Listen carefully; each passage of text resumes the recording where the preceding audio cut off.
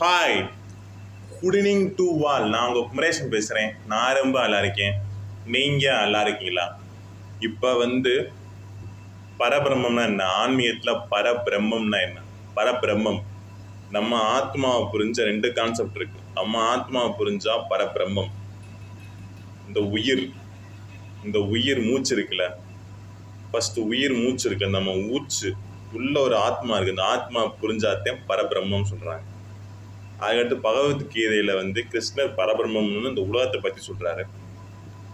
அதை என்னன்னு பார்ப்போம். ஓகே, நம்ம என்ன சொல்லணும்னா பெருமைப்படணும். ஏன்னா நம்மளும் இறைவனோட பிரதிபிம்பம் தான். ஏன்னா நமக்குள்ள ஒரு ஆத்மா இருக்கு. அந்த ஆத்மா இறைவன் நமக்குள்ள இருக்கிற ஒளி இருக்கு. அதைத்தான் எல்லா நூல்கள்லையும், திருக்குறளாக இருக்கட்டாலும் சரி, அடுத்து பைபிளாக இருக்கட்டாலும் சரி, திருக்குறான்லையும் சரி, எல்லாத்திலையும் சொல்லப்பட்டிருக்கு. நம்மளும் இறைவனோட பிரதிபிம்பம் தான். இனிமே நம்ம எப்படி வாழ போறோம்னு தெரியல. இனிமே நாச்சும் இந்த வாழ்ற வாழ்க்கையை தவமா, பாசிட்டிவிட்டியா, நல்லதே.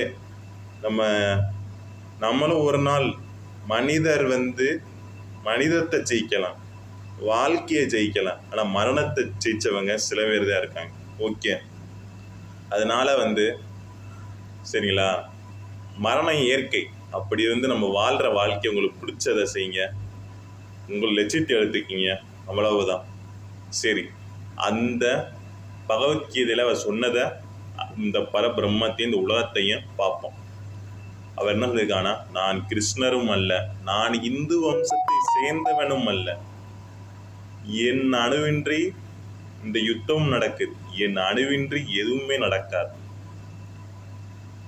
நானே இந்த பிரபஞ்சம் தொடக்கம் நானே, முடிவும் நானே, சூரியனும் நானே, நிலவும் நானே, ஆக்கமும் நானே, முடிவும் நானே, நல்லதும் நானே, கெட்டதும் நானே, அனைத்தும் நானே, நாரதரும் நானே, இந்திரனும் நானே, வியாசரும் நானே, சித்தரும் நானே, முனிவரும் நானே, அனைத்து ஜீவராசிகளும் நானே, சிவனும் நானே, பிரம்மனும் நானே, முருகனும் நானே, விநாயகரும் நானே, காளியும் நானே, பார்வதியும் நானே, லட்சுமியும் நானே, அனைத்தும் நானே.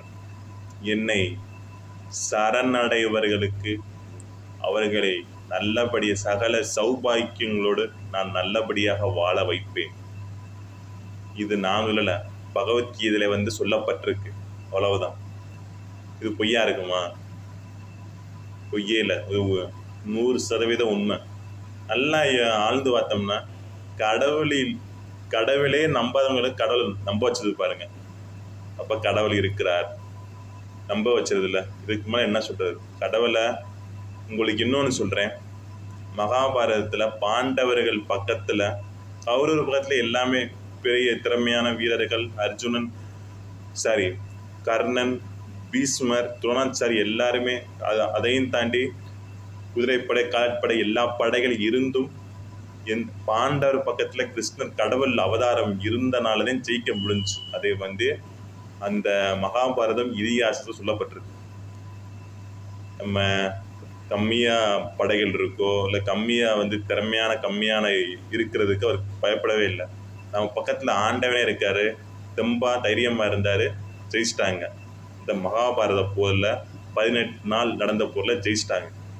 அவ்வளவுதான். கடவுள் எங்கே இருக்கிற அதே மாதிரி நம்ம வாழ்க்கைக்கு பொருந்தும். கடவுள் விசுவலைசேஷன் பண்ணுங்க, இமேஜினேஷன் பண்ணுங்க. உங்கள் பக்கத்தில் இருக்கிற மாதிரி மனம் நினைத்தால், தினம் நினைத்தால் கண்டிப்பாக உங்களுக்குள்ள நிறைய ஆச்சரியங்கள், அற்புதங்கள் நடக்கும். உங்களுக்குள்ள ஒரு மிகப்பெரிய சக்தி இருக்கு, அதை உணருங்க.